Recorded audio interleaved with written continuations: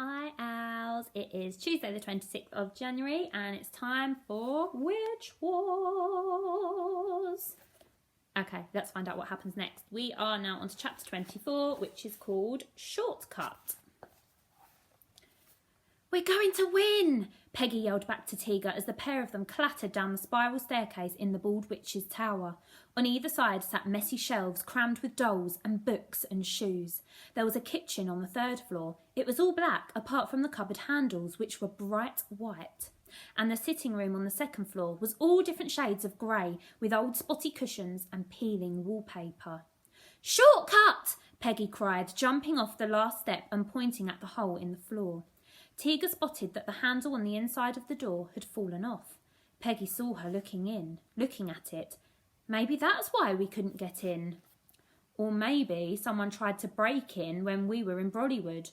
Was the handle broken on the other side of the door when we got back from Brollywood? Tiga asked.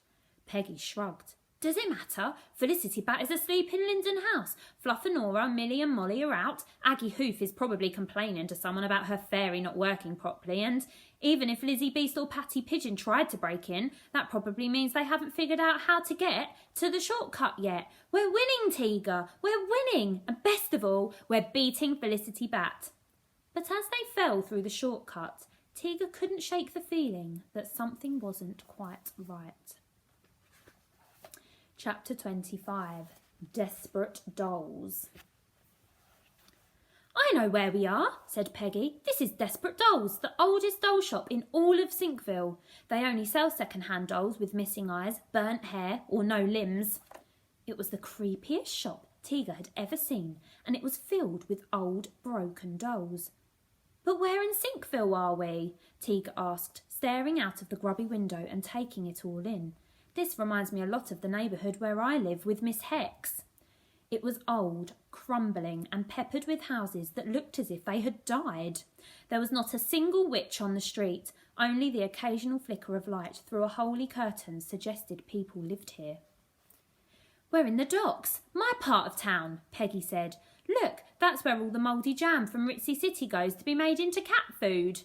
Fran was flying around the room, her nostrils flared like a worried horse. Tiga got the impression it wasn't Fran's kind of place.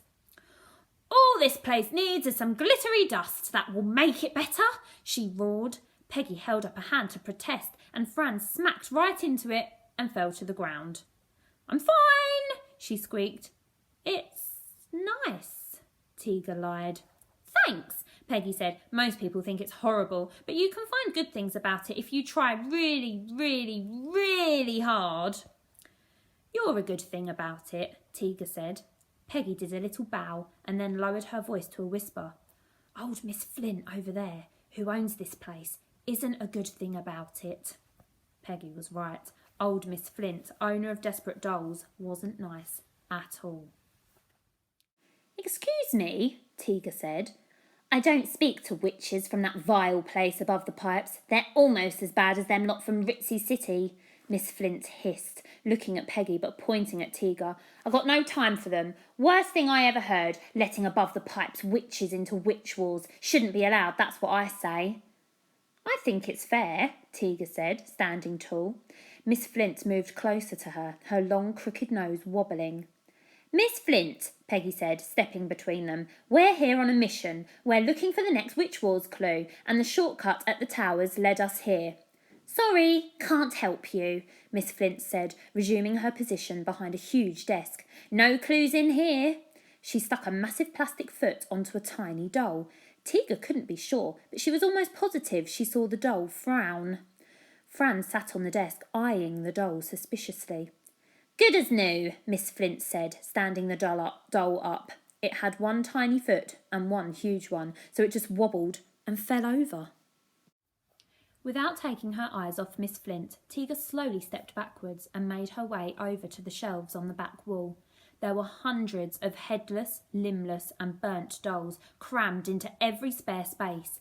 Tiga was almost positive she heard whispering as she passed the other shelves. She stopped and shook her head. "Don't be silly," she thought. "They're just dolls." "So, you weren't given a clue to the Witch Wars, witches?" Tiga heard Peggy ask Miss Flint. Nope, said Miss Flint, just as Tiga spotted something. On one of the shelves up high was a small doll with one eye missing and matted hair. But that's not all Tiga could see. There was some swirly writing scrawled on the bottom of its bare feet. Which was, which was, which was, which was, which was, it read, which convinced Tiga it definitely had something to do with witch wars. Slowly she lifted the doll off the shelf. The other eye fell out, and as she bent down to pick it up, a chorus of whispers echoed throughout the shop, whispers that were coming from the dolls.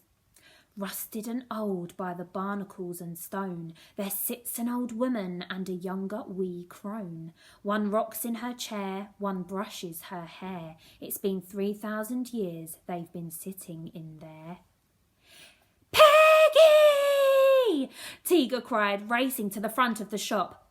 Oh, frogs, Miss Flint grumbled. Pegs, did you hear that? Peggy looked confused. The whispering, Peggy! Peggy looked around the room. The whispering? Tiga turned to Miss Flint. They whispered the clue, didn't they? But Miss Flint just whistled as she stuck some fingers onto another doll. The dolls? Peggy asked. I heard them, said Fran, but no one was listening. Yes, Tiga cried, and that's when she had the crushing realisation she'd completely forgotten all the words. Something about barnacles, 2 women. Peggy stared at her blankly. Oh, something about 3,000 years. Peggy took out her notebook and wrote down the snippets of clues. She bit the end of her pen. This could be anything. Tiga took out her map. Barnacles, she said. They will be in or near water. She studied the map and finally rested a finger on the murky water by the docks. All the other water bits on the map are smooth or ponds, but this bit near the docks is all rocky. Perfect for barnacles. Peggy was still biting her pen.